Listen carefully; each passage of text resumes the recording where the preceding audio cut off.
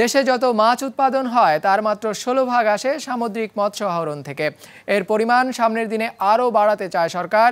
এর জন্য বঙ্গোপসাগরে মৎস্য মজুদের জরিপ কাজ চলছে, যার ফলাফল পাওয়া যাবে চলতি বছরের মাঝামাঝিতে।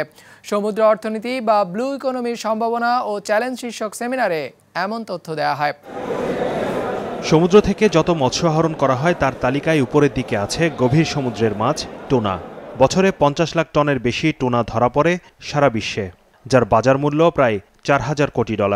অথচ 1,18,000 কিলোমিটারের বেশি সমুদ্রসীমা থাকলেও বড় আকারের টুনা ধরা পড়ে না বাংলাদেশের জেলেদের জালে। শুধু টুনাই নয়, স্কুইড, অক্টোপাসের মতো উচ্চমূল্যের সামুদ্রিক মাছের আহরণেও পিছিয়ে বাংলাদেশ। ভিয়েতনাম, থাইল্যান্ড তারা $8 বিলিয়ন $10 বিলিয়ন শুধু মাছ রপ্তানি করে পাচ্ছে। চায়না পাচ্ছে প্রায় $20 বিলিয়ন এবং তারও উপরে।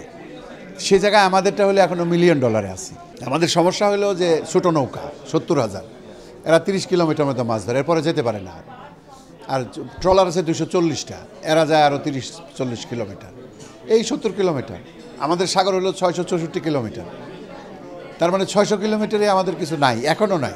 ভারত ও মিয়ানমারের সাথে সমুদ্রসীমা নিষ্পত্তির পর বঙ্গোপসাগরে দখল বেড়েছে বাংলাদেশের। কিন্তু এই বিশাল জলসীমায় মৎস্য সম্পদের পরিমাণ কেমন তা এখনও অজানা। তাই গভীর সমুদ্রে মৎস্য আহরণে উচ্চ ক্ষমতার বড় জাহাজ পাঠাতে আগ্রহী নন মৎস্য ব্যবসায়ীরা। ইকুইপমেন্ট, টেকনোলজি দরকার এবং ভালো জাহাজ দরকার। এর জন্য আমরা অন্ট্রপ্রেনিয়ার পাচ্ছি না খুব একটা। মানে যারা ইনভেস্টমেন্ট করতেছে ল্যান্ডে, তারা খুব একটা সাগরে এখনও যেতে চাচ্ছে না। সার্ভে ছাড়া, তথ্য ছাড়া লোকে ইনভেস্ট করতে চায় না, যে কোন মাছ কত পরিমাণে আছে এবং বাণিজ্যিকভাবে এটাকে ধরা যাবে কিনা। এই যে একটা আমাদের ভয় বা আমরা দৃশ্যমান করতে পারতেছি না, এর জন্য ডাটা দরকার। গভীর সমুদ্রে মৎস্য সম্পদ অনুসন্ধানে 2016 সালে জরিপ শুরু করে মালয়েশিয়া থেকে আনা জরিপ জাহাজ মিনসন্ধানী।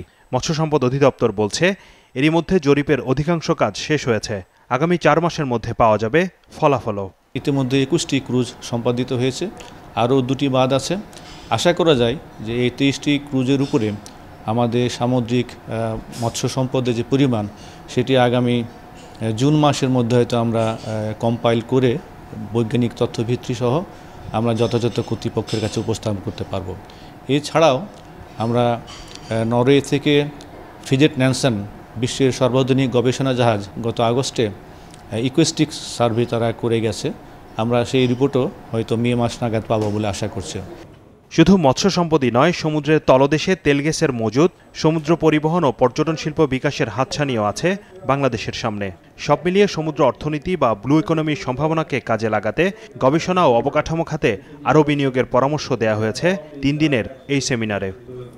শাহাদাত হোসাইন, বিজনেস রিপোর্ট, মাছরাঙা টেলিভিশন।